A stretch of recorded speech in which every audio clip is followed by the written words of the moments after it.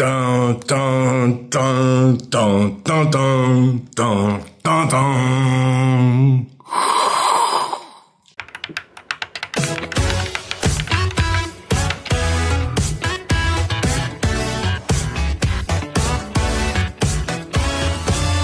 How you doing, folks? Today, we're not in my room. We're actually going here because I received a very, very cool package from Japanese eBay auction site. So to get this, I ended up using a proxy because a lot of these sites don't let you view the Japanese options. So you have to go through a proxy company to bid for you, which is what I did. You probably already know what is in this package already, but I just wanted to open it with you here. So let's do that. I'm very excited about this for two reasons. First, because that's an item I've always wanted for a long time, and two, Terrible Fire got one before me, and that's just unacceptable. What now? This video is sponsored by PSU. No. We don't do that here. They make the PCB. Okay. They offer PCB manufacturing and part assembly, of course, but they also offer a number of other services like CNC machining, metal sheet fabrication, 3D printing, and even injection molding. Pretty much anything you need for all your projects. Go to PCBWay.com, upload your project files, and get an instant quote. And thank you to them for sponsoring this video.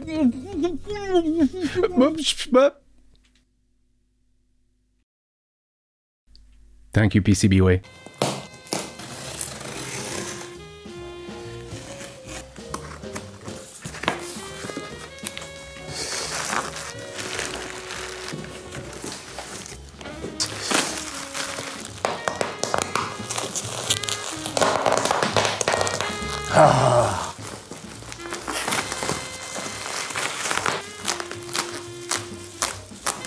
And there you go. This is a Sharp 68000 unit. A really, really cool piece of kit. I've wanted one for ages. This is sold, as you can see, it's in terrible state. It's dirty. It's absolutely filthy. Let me grab the camera. There is grime all over this thing, and it will need a solid clean. Look at this. And actually, it looks cleaner on camera than it is in real life. Yeah, there's some bad yellowing and whatever. Was this in a smoker's room or something like that? Really cool unit. It has this kind of handle on a spring, which I absolutely love. So it's got an expansion port, printer port. There's a lot of connectivity at the back. We will need to sort out power, obviously, because it takes Japanese supply. So I have a transformer for this. Really, really cool. Joystick ports, audio in and out, RS-232, image in. Interesting. I didn't know you could actually have an in for a picture. Analog RGB out, TV control, stereoscopic expansion, drive, a hard disk expansion, and there's two slots here for expansion board as well. That's really important. But there you go. So it was sold to me for very cheap. I have to say, very cheap. The posting ended up being the most expensive part of it, and partly because it comes from Japan and it's heavy and it was well packed. I have probably paid more for post than this unit. It is sold to me as not working, even though it boots to the main insert floppy part, but the drives aren't working. And that's fine. I don't really plan on using drives long term for this. I want to use a hard drive solution and maybe have a Gotek or something similar to that. Although using floppies would be cool, but I have no particular nostalgia for this unit. So using floppies like I do for the Amiga is probably not a strict requirement, although it would be cool. Man, is this thing in an absolute state. So that's about 3 minutes of cleaning, rubbing with an alcohol wipe, just in a precise spot, just to see if this was either plastic discoloration or just grime and dirt. That's sort of on the plastic. So it's actually clean. It doesn't feel like there's dirt, but it needs to be removed. And even here you can actually see, like, there's blemishes everywhere. This thing should be a pristine sort of light grey. And even in the cleaner spots, it's a much darker grey already. So I think I mean, this is, 3 minutes of rubbing hard at it. And God, that's another title. And it's wow, yeah, I have a lot of work. So I think I'm trying to plan my my move here while I order parts for it. And I'm hello. Every time when I record. So I think while I order parts, I'm going to take this guy apart as carefully as I can and clean things. Oh, Mallow, why do you always look at me like I took away your toys? Where's Foxy? Get Foxy.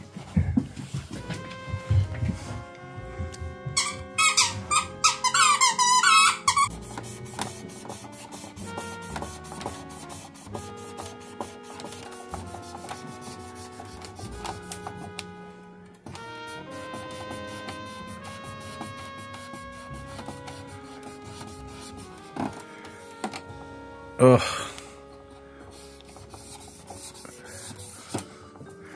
I mean,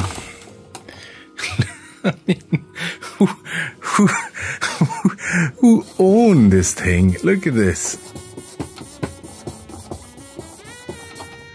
But this is the layer of grime that's on this machine. I have a feeling cleaning it from outside isn't gonna quite do. I need to dismantle this entire thing and maybe leave it to soak overnight, even in soapy water, just to loosen the stuff. Like, this is so dry that it doesn't come off when you even first, like, it needs to soak in whatever product you have on top. It doesn't actually matter that it's alcohol in this case, it's just, yeah, this is not gonna be, and this area is a bit better, but right here I'm just kind of spreading the dirt around. Oh wow, okay, no, we're not gonna do this like that. Inspecting around, I see some broken plastic as well. The site was very good. They actually documented that and they had a photo of that, so that's not new. The back of it is still, I mean, look at that. Yeah, that's just ugh.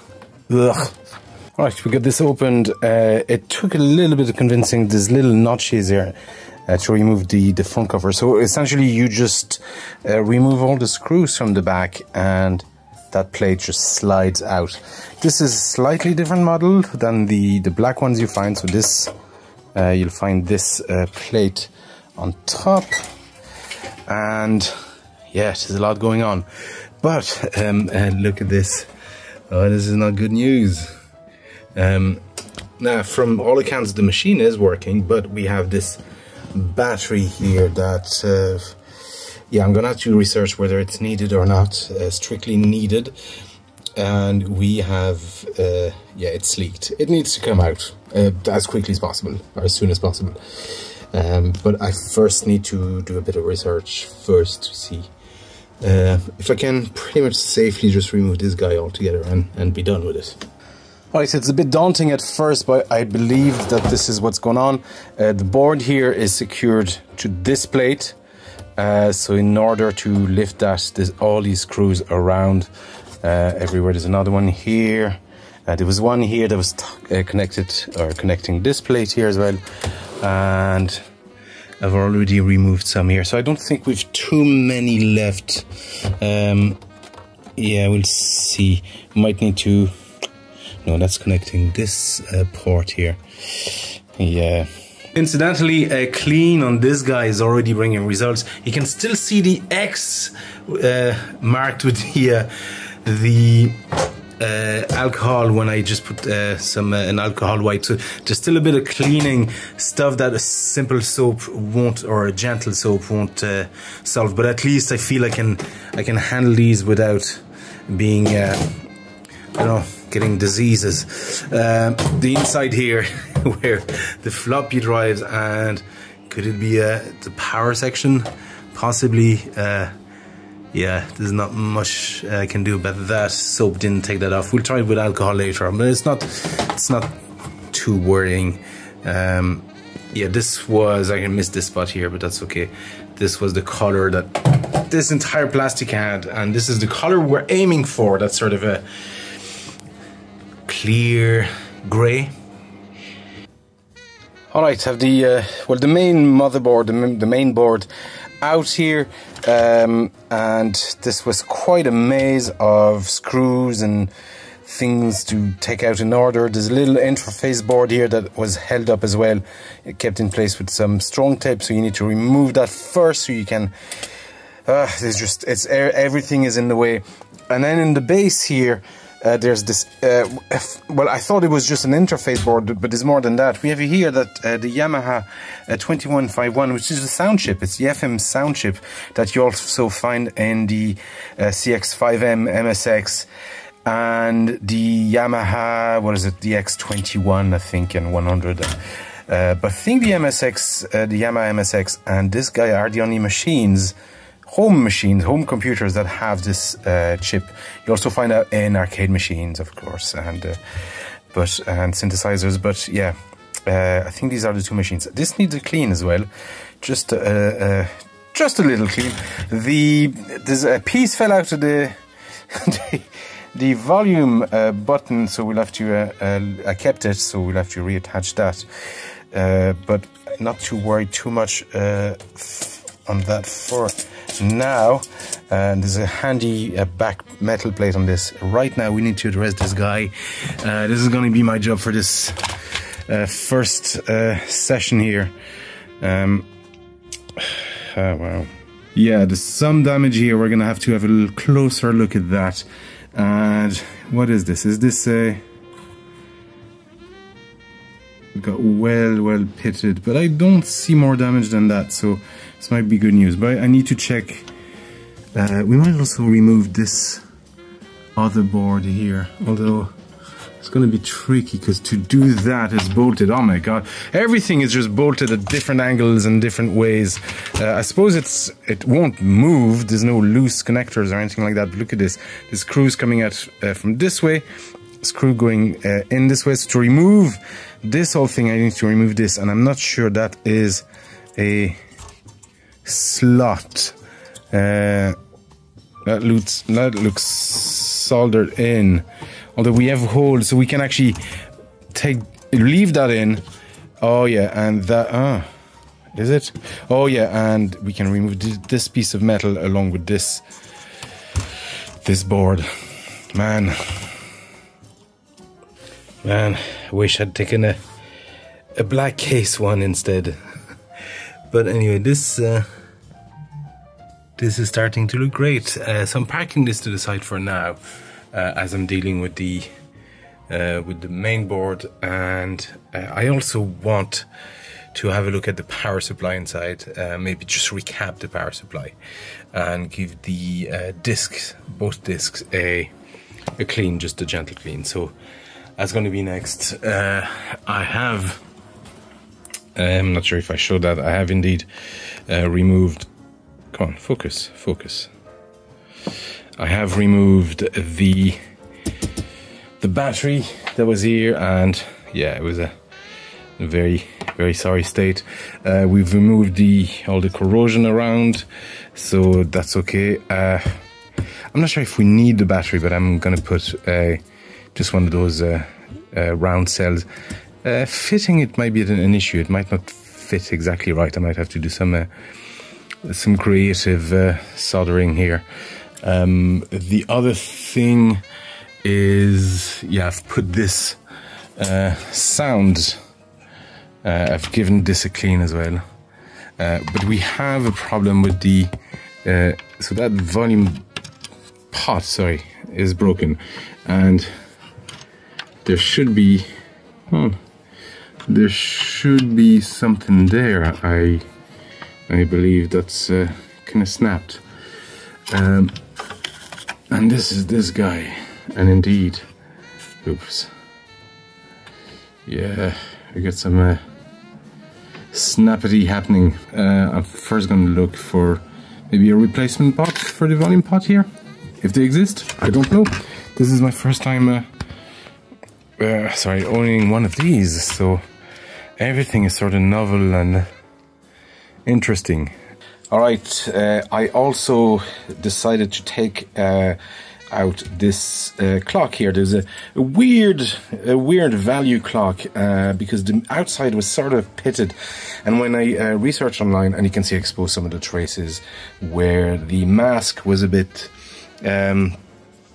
damaged, just to make sure. So I'll clean all that, and I'll tin them properly, although I think it's not too bad. They're actually very big traces. I don't think there's any damage done. So yeah, I removed that because it was pitted, and the good thing is you can actually remove the clock from underneath.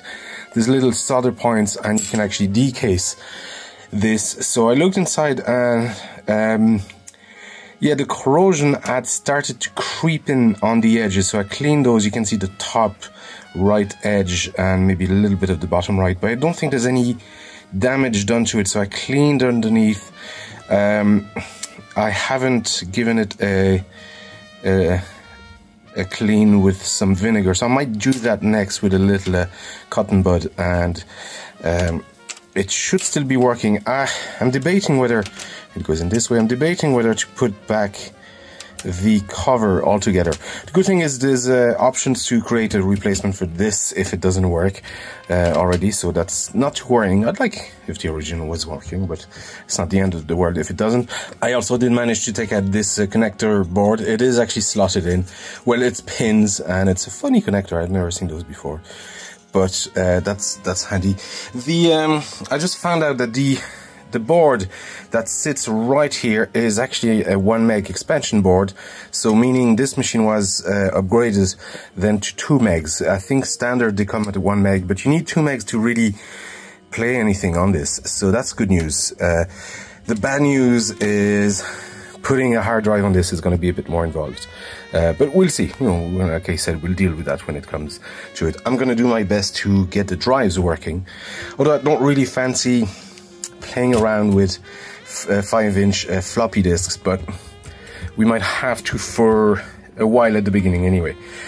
Alright, so I have the power supply out and opened, and I'm looking at this power supply, and I'm seeing this kind of wet stuff here. I don't know if it's flux residue, if it's hardened or what.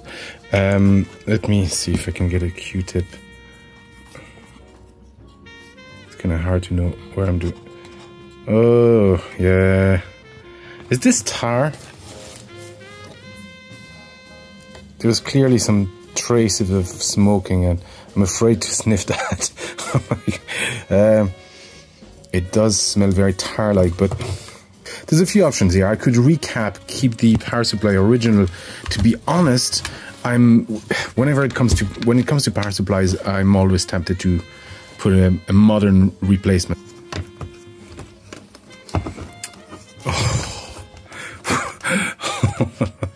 What on earth happened to this poor power supply?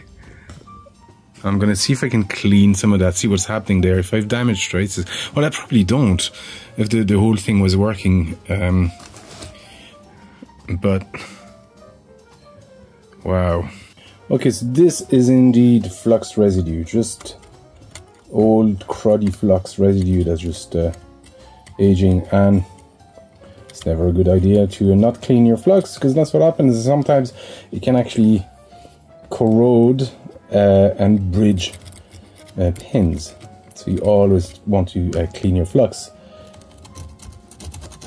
But that's clean, that's flux. This, however, looks like a leaking cap, and I bet you that's, yeah, that's this tall one.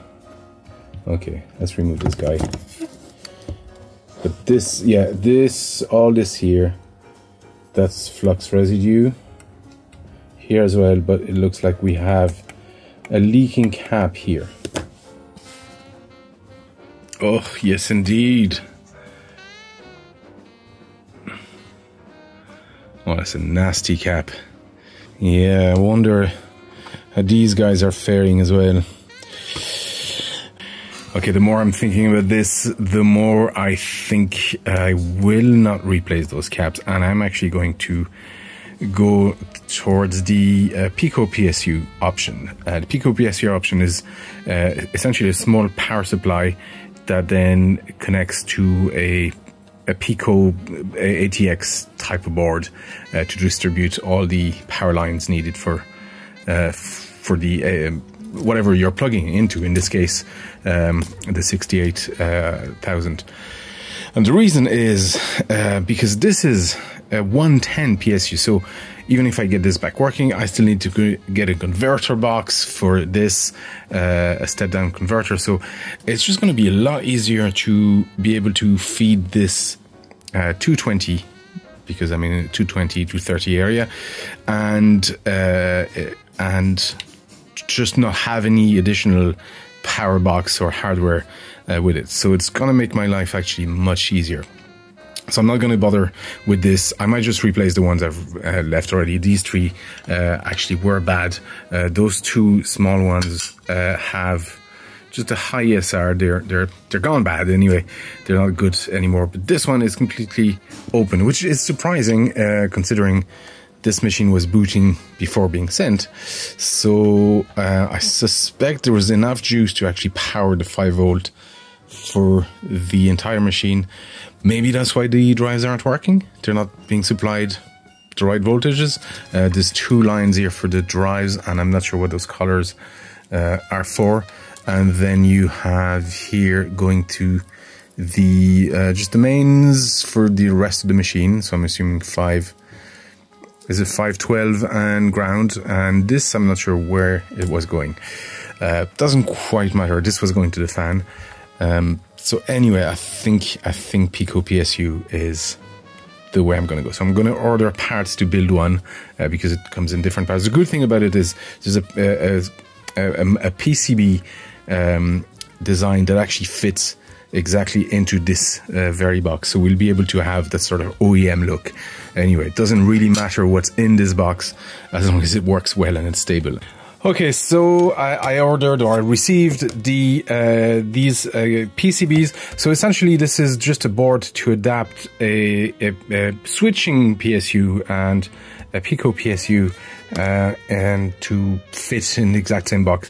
There's a few versions of it. There's the sort of Tetris one, and this one is for the original, the old school 68000, sorry. So essentially what this is you get one of these.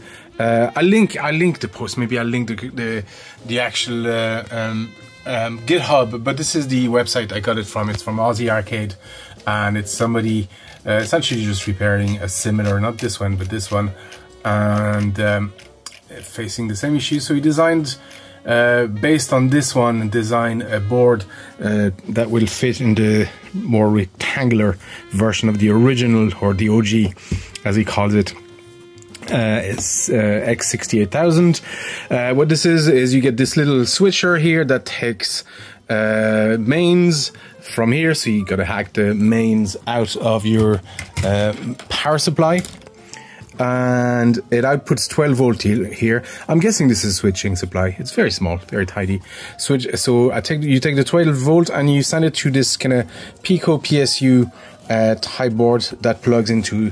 It's used for powering like mini PCs through ATX. Anyway, so you plug that. So you need all the connectors, and here you can actually then connect all your voltages. So you got -5 plus 12, obviously from the 12, and +5 and another +5 from there. It can power all the floppy as well. So what we need to do next, so we have that anyway. I just want to check. I know it works. I just tested it, but just for sake of demonstration, yeah, it's powering. And I tested all the voltages. They all test fine. So next thing, we need to essentially take this harness. So we got power to, I'm not sure what this is, to. We got 2 floppies, and I think these are going to the distribution and, yeah, this guy here, over there. So to power the rest of the machine. So let's do that. Say one, the advantage of it, obvious advantage, is that you can plug in whatever. This takes a range of voltages. So right now I'm just using mains from here in Ireland, which is 220, 230, I forget which is which. And yeah, it just takes a range of voltage, like a lot of switching power supply. So it's so handy because now I don't need a converter, and it's designed to fit exactly back in the original box too. All right, and this is the assembly in the case here. I still have to reconnect just the grounding coming from the mains. Just it's connected to the chassis, to the metal, and just need to connect that here. But that's all right. So our mains is coming here, gets distributed to 12 volt, and that gets then converted to plus 12, but minus 12, and a few different 5 volts needed. So blue here is connected to 12 volt. The white is our standby 5 volt. Black is ground, red is 5 volt. There is a gray here that is the minus 12, and this purple that only is here on these models is also 12 volts for the fan connector, which is this guy here. On other models, there's different colors, so just, you know, they're well documented, but this one I found was poorly documented, the sort of OG original PCB or power supply and wiring. So that's all the wire. So all we need to do now is just put our oh, and it's nice. It's nice, it's tidy, it keeps that sort of OEM look, all the original wires, perfect. I'm just going to reconnect that grounding wire there and put this back in the box. This goes down, so we need, I couldn't put anything else back in the box yet because we need to put this first, because that ties to the back of the plate through this guy here, which is accessed from the other side of the other plate. So yeah, it's in order to remove this, you need to pretty much remove the whole side where the main PCB is. Okay. All right, so a while has elapsed since the last update, but essentially I've got the power supply. I give the floppies a clean while I was at it, and I just added this cell battery. This one is a bit low. I think it's barely at 3 volts. It should be 3.3 really. I think the original was 3.6. And I lifted the resistor, as I showed you, that needed to be lifted over there. And well, I think we need to try this.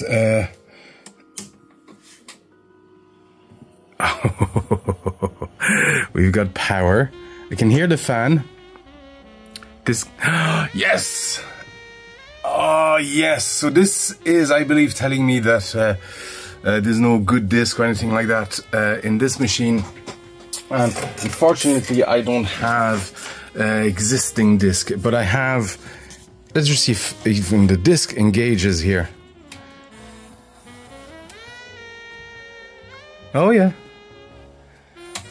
and then it ejects because it's just not readable, but it does try to read it. Yeah, it's engaging somehow with the disc. Can I eject? Yeah, eject is working. Can I don't know what I'm doing here, to be honest. Yeah, this is powering through. It's obviously not going to read anything, I don't expect, because this is a DOS disk, and you know. But this was just to check if the drives were somehow responding. I don't have any method. Let's see. Can I just power boot this? And but at least it's, yeah, I mean, VGA is working, power is getting at least delivered to the main board, and right now essentially we've no way to check if the drive is working, but it's signaling that it's ready. I believe that's what's happening here. timer. I'm not sure what this is for. The timer, if anybody knows what this is, high resolution timer. Power is self-explanatory. There should be a soft. Can I soft power this? No, I think the power on or off isn't working. Although when I press this, it starts blinking here. So I don't know. There might be other stuff, but I think I'm gonna leave it at this for this video. There's plenty of stuff to work on. First, I want to see. I need to get floppies. I need to find out whether the drive is working or not. I think I can get floppies burned from an old Windows 98 machine with an actual floppy drive. So that's stuff I'm going to have to source. I have the Windows 98 machine, but I don't have a 5 1/4 floppy drive, so I need to source that. But for now, this is, well, partially successful. This is part 1 of this restoration. And we have now at least a boot and at least a clean machine. At least a clean machine booting to, well, what it should boot to for now, because we don't have a hard drive and we don't have any floppy inserted.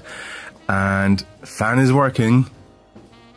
Yeah, everything seems to be working so far. So folks, I hope this was interesting. We're gonna leave it at that. Thank you for watching. There's a Patreon if you want to help the channel, and a YouTube memberships, and there's also a Discord server if you want to chat about similar things. Folks, thank you for watching, and I'll see you next time.